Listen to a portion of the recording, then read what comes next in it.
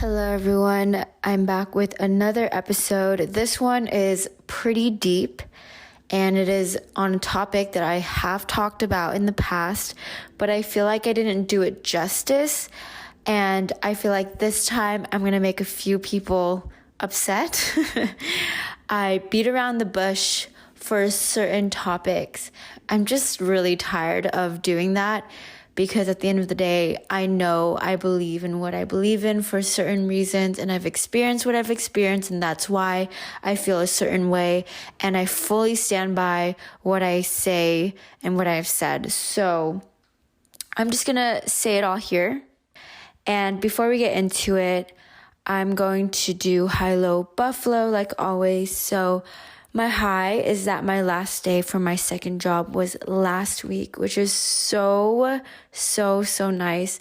And I've been using the after work time to do other things like edit YouTube videos and paint and things like that, which has been really nice. And then my low, if you guys have been seeing my Instagram and my YouTube, you guys know that I went on a 48-hour road trip, which was super fun. And I went from SoCal all the way up to NorCal. And the point of the trip was to use PCH or drive Highway 1. But I've only done the SoCal to NorCal drive with the 101 and the 5 freeway. And this time I was like, okay, I really want to do PCH. It is a very famous drive. It's a beautiful drive. It is the longer route that you take to get up there. And unfortunately, what ended up happening was around the Big Sur area, there was a closure. So because we were taking a Tesla and we needed to make sure that we could charge the Tesla, it just did not work out with the closure. So we pretty much drove max 2 hours, I think, on the one highway, which was really nice, but it was only 2 hours and it kind of defeated the purpose of the road trip, but I still had so much fun. And then with my buffalo, which is something weird, I went to a wedding the night before I went to the road trip, which you guys saw in the video if you guys watched it, and I drank with my mom. And I partied with my mom, which was the weirdest thing. And I know for some people that's super normal, but if it is your first time ever doing it, you would know that it is really weird. And I have never seen that side of my mom. She's never seen that side of me. And it was just really fun. We took shots together, which was weird. But yeah, overall really fun, but just weird.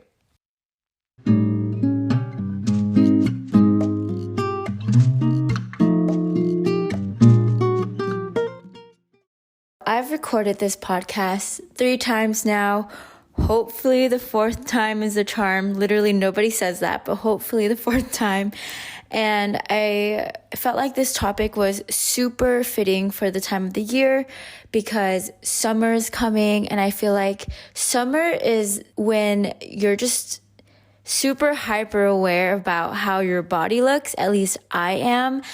Many girls, including me, we're all concerned about what we're going to look like in the bikini, what type of bikini should we get to make sure that it accentuates the body parts that you want to accentuate.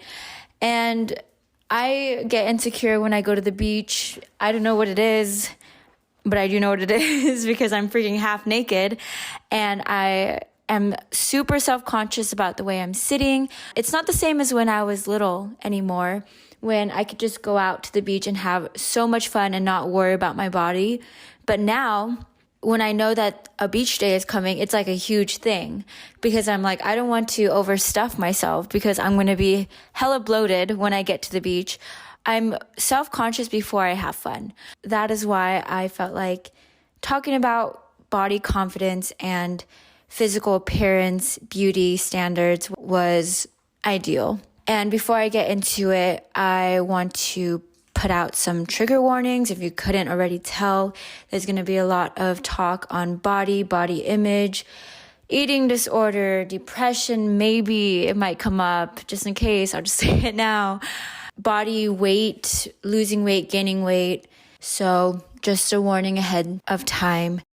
I also wanted to say I tried really freaking hard to organize this podcast so it wasn't all over the place, but I don't know if I did a good job of that, so just bear with me and just know that I tried. In terms of your body image, traits, beauty, features that you have on your body, they can be split up into two categories: things that you can control and traits that you can't control. So this is a little bit controversial, but under the can control, I think that you can control your weight. So if you're unhappy about your weight, you feel overweight, you feel fat, then there's plenty of information on how to fix it. And it's to eat less or exercise more. If you want to gain weight, eat more, exercise less. There's a lot of controversy and opinions about weight sensitivity and this whole area. But at the end of the day, you can control how much you weigh. And then another thing that you can control in terms of your looks is things like your nose or your face shape with plastic surgery. You can change it if you don't like it. There's a lot of I can't say this word. What the hell? There's a lot of controversy around this, but at the end of the day, it is your choice and your ability to use the money that you have to pay for plastic surgery to change this body part if you do not like it. There's also skincare products that you can use. So that's in the area of you can control. If you're unhappy with those traits, fix it. You have to sacrifice. It's not going to be that fun, but that's just the way that life works. You have to give up something in order to gain something. But on the other side, there's things that you can't control, body parts, features that you can't change. And an example of this is your height. You can't be taller. You can't lose inches by going through any type of surgery. You can't add an arm if you only have one arm. And I am one of those people who would love to have 5 extra inches on myself to add to my 5'0" height. But unfortunately, I can't. And it's just something that I've had to deal with. Those are the two buckets. So there's no point in trying to fight, trying to change those body parts, or hating yourself for those body parts, because you're going to have them forever. And I think that's where I want to focus a lot of my attention on for this episode, on how do you accept loving the parts of yourself that you can't actually change. Just a TLDR, if you haven't seen the YouTube videos or listened to the episodes where I've talked about my relationship with my body, I had a lot of body image issues and a bad relationship with my body and how I looked. It was a huge factor in why I got into the cycle of binge eating and developed an eating disorder, and it got so far to the point where I had depression. Yay. I'm happy I went through it because I did so much research during that time to get myself out of it. And I was able to filter out a lot of the things that were not helpful. Just a lot of like self-help videos and content and books that really did nothing for me and seemed way too superficial to actually work. And I was able to filter it down to 5 things that I felt like really helped me to have a better relationship with my body and to learn to quote unquote love myself more. So the first thing is to not force it. It's so annoying to me when all these people are like, fake it till you make it. If you just look at yourself in the mirror and tell yourself to love yourself. I even said this, I think, one time in a video or an episode, something like that. And I've done it. I've literally stared at myself in the mirror and was like, okay, I love my big ass nose. I love I was like saying all this crap. I'm going to believe it, even though deep down, I knew I didn't really believe it, but I was like, if I just say it enough times, I can brainwash myself. That's what everyone said would work. That's what I thought would eventually work. But I just felt really stupid because I know I'm smarter than that, and I knew I was lying to myself. So I was like, what the hell am I doing right now?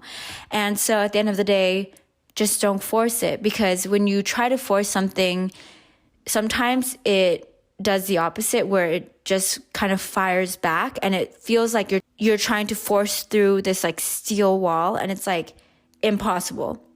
Something instead that I ended up doing was really come to terms to it. One example of how I did this was thinking about the body part that I didn't really like. I brought this up a second ago, but my nose. It's not a big deal to, I think, a lot of people, but to me, it's been something that has came up as an insecurity, because in the Western side of beauty standards, Western culture really likes the very tiny button, cute nose, or very sharp, elegant nose. And that is definitely what I don't have. I get it. I get the whole appeal. I think it's also super cute to have a tiny little nose and to have small features on your face, especially when you're a female. But on the other hand, if I go to the other side of the world and I ask my Asian family members, they're obsessed with big noses, because in that culture, a big nose symbolizes money and wealth. When I came out the womb, apparently, my family was like, oh my gosh, she has a big nose, so she's going to be rich, blah, blah, blah. And to this day, I'm just like, who the hell do I believe?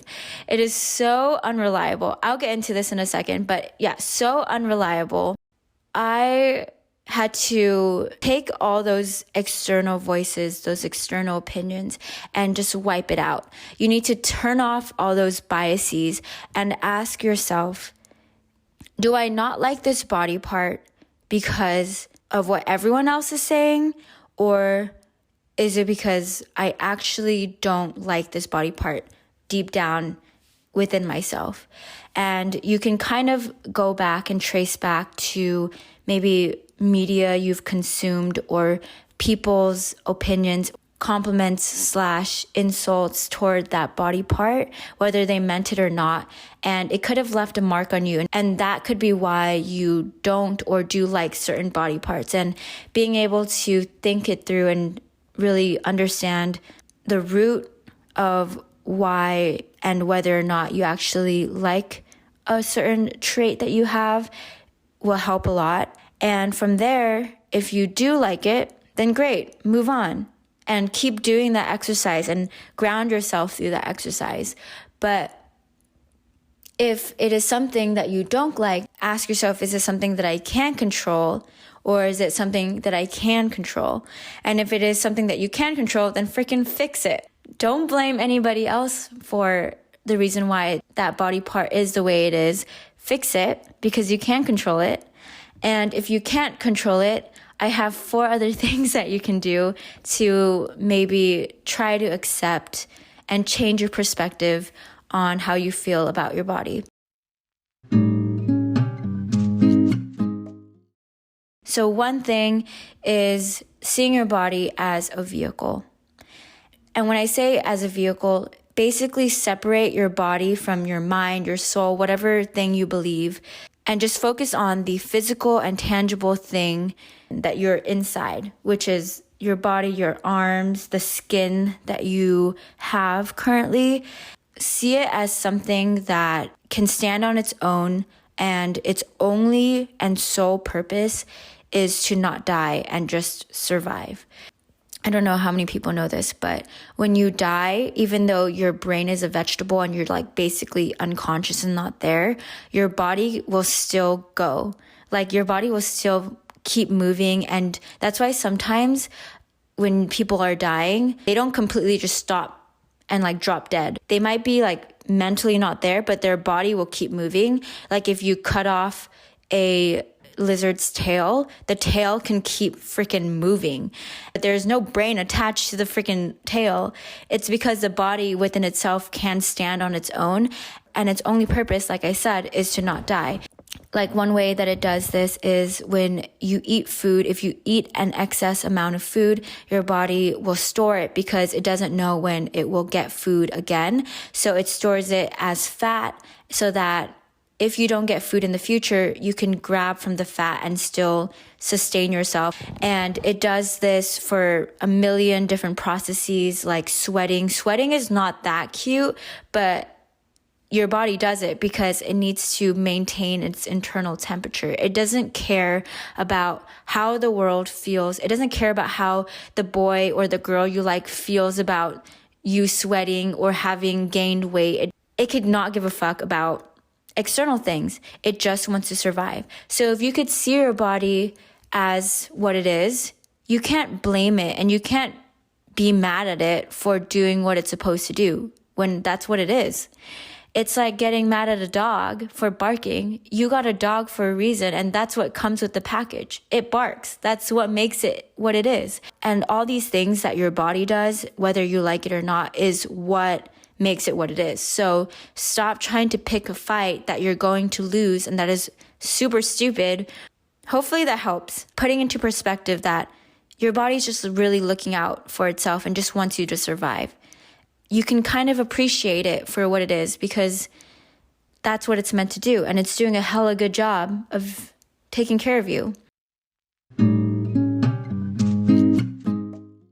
And the other idea that really helped a lot with learning to accept and appreciate how I looked is remembering that how you look physically is a mixture of a lot of the traits that your family and your ancestors have.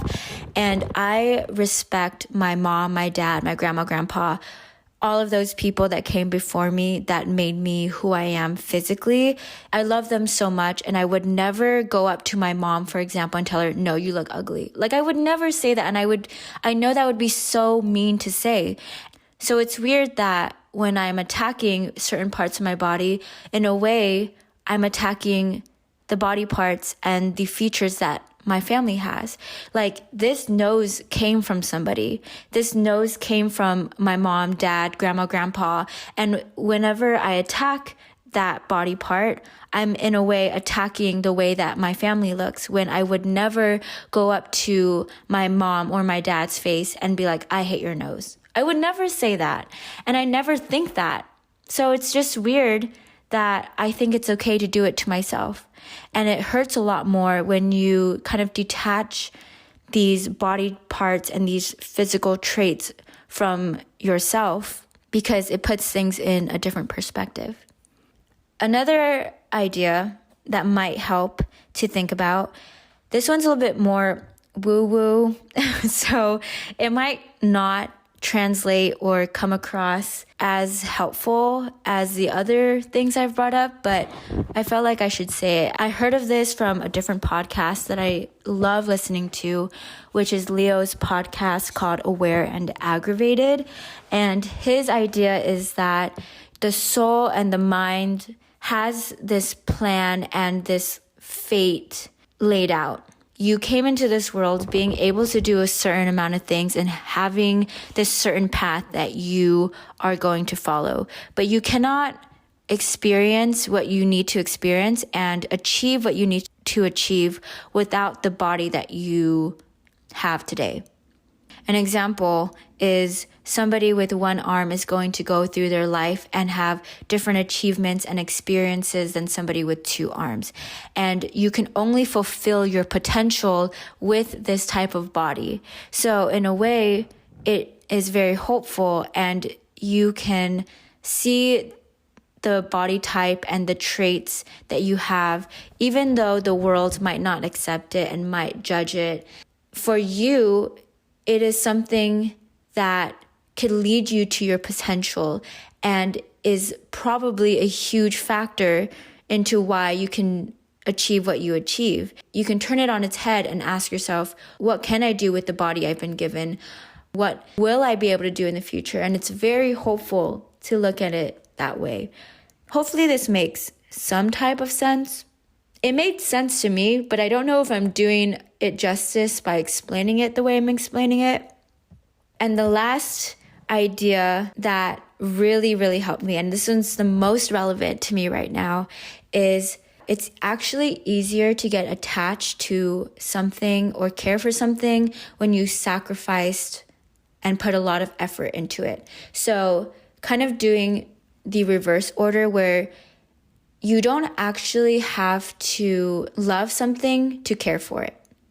Even though at the moment you might not love or fully appreciate and accept how you look, you can still take care of your body. And it's like if someone dropped a baby off at the front porch of your house, you don't know whose baby it is.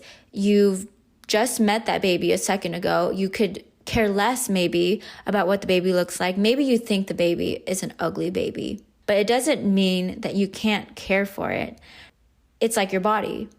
You can still feed the baby and make sure that the baby stays alive. And you can do the same thing with your body, where you can exercise your body, you can feed your body nutrients, even if you could give a fuck about what it looks like. You are upset about the way that you turned out, about the way that life just worked its magic and did not give you anything good. You can still take care of your physical body.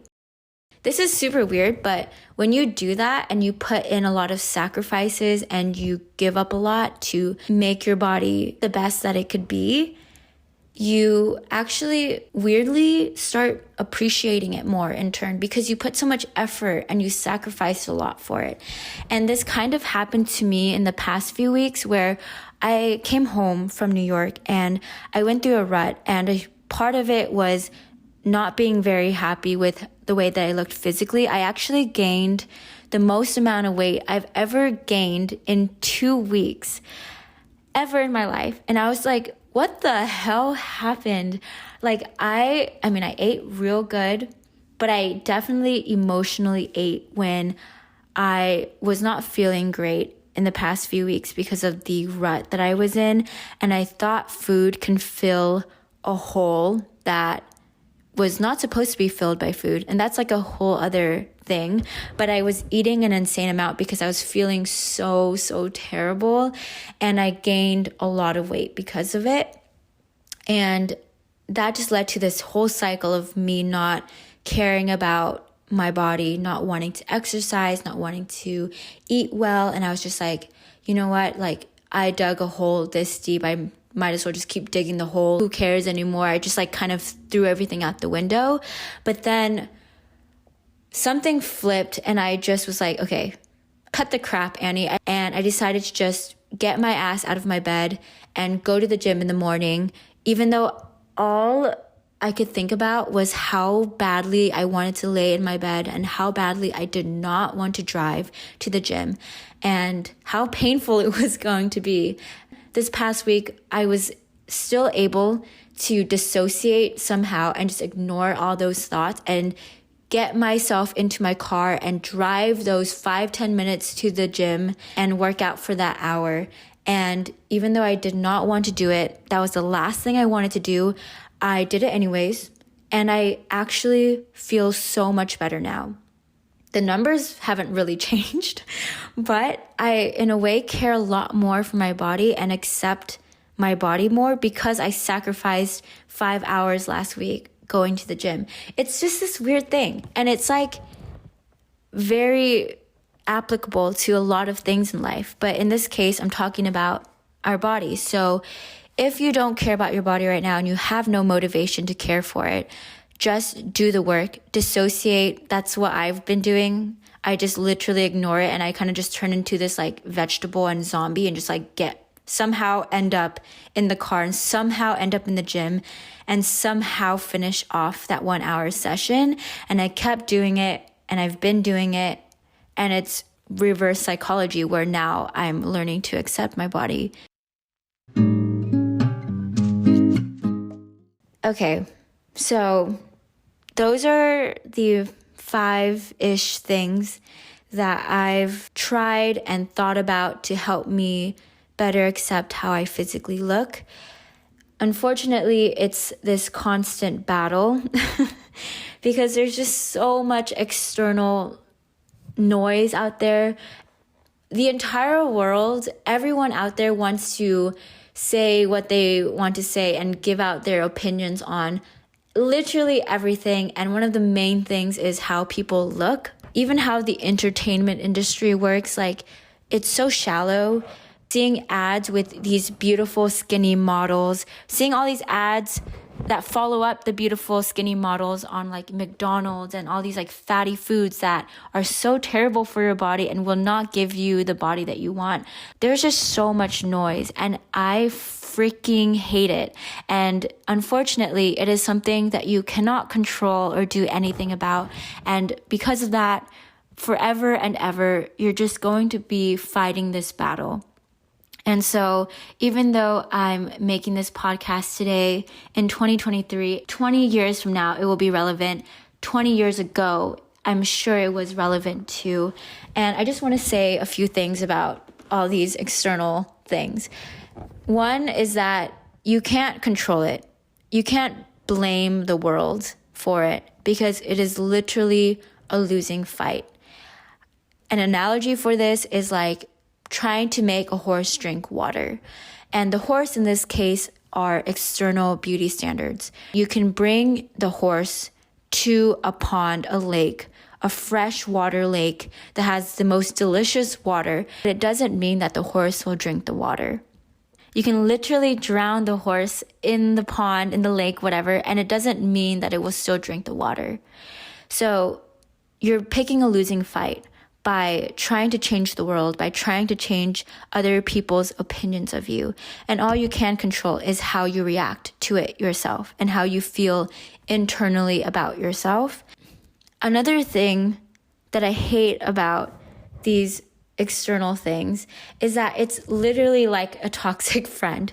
And what I've done with my past toxic friends is push them as far away as possible as I could from my life and my energy. And I saw them as unreliable, untrustworthy. They were just not worth my time. Whatever opinions they have to say, I could honestly care less. And you kind of have to do the same with these external voices and messages that you hear. And it's obviously easier said than done, but it is so unreliable. You just can't sit around and let it control you. Here's something that frustrates me. Just one example, like eyes, the shape of eyes. So beauty standards out there are obsessed with doe eyes. Doe eyes are like big round eyes that you see in like cartoon characters that make them so cute. But then there's also a lot of attention and love for siren eyes, or like very slick, elegant, thinner eyes. It's just like the complete opposite from doe eyes, but the world is obsessed with both of them, and they go through different phases of being obsessed with different types of eyes and features. And it's like, which one? I'm so freaking confused, and it's not like you can just change your eye shape every day. And good news, it's not everything. The entertainment industry, where looks are almost everything. It's a very superficial industry. But then you have these successful people like Rebel Wilson, who physically does not fit the beauty standards, at least for the Western side of things. But then she's also doing amazing things, and she's in all these movies and TV shows. She's thriving in an industry that prioritizes looks over everything when she doesn't fit that standard. And then another example is like Madeline Klein, who is in Outer Banks. She is beautiful physically for her face by beauty standards in the Western culture, but she's talked about it in some interviews and some videos that I've watched, that she knows that her body type is not ideal for the entertainment industry, Western beauty standards, and it's made her very insecure. But still, she's casted in all these TV shows, and she's regarded as beautiful, even though she doesn't fit that mold. And so let them be an example of how you can still be valuable, worth something, and can still be beautiful, even though you don't fit those exact beauty standards that everyone wants you to fit. Okay, I've talked about this a million times already, and I don't even know if I've covered everything. I'm getting like deja vu a little bit right now because I don't know if I've talked about certain topics in this episode or if I said it in the last time I recorded it. But hopefully I got through everything. And Hopefully my ideas come across as clear as it does in my head. But thanks for listening and have a good rest of your week and bye.